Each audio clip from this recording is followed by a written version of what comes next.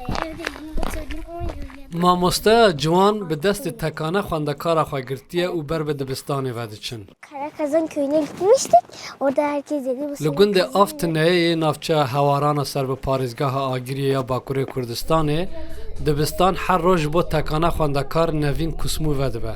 İnsan yapabildiği bir şey söylerken Mamoste Sedanur Açış a ji İstanbolê her roj bi xwendekara xwe nevîn kusmû re dersên rojane dike û vedigere navenda navçeyê.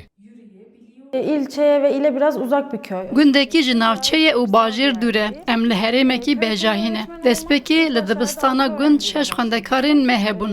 Ew jî li gormekên bû. Lê niha tenê xwendekareke me heye, xwendekarekî tenê ezbûnekî cuda ye. Mamoste û xwendekara xwe di navbera dersan de jî li hewşa dibistanê weke du hevalan dilîzin.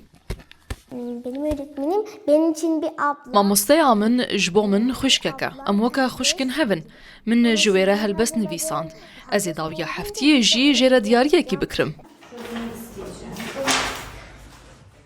Nevîna kunhat pola sêyan de dixwîne dema mezin bibe dixwaze bibe mamoste û xwendekaran perwerde bike.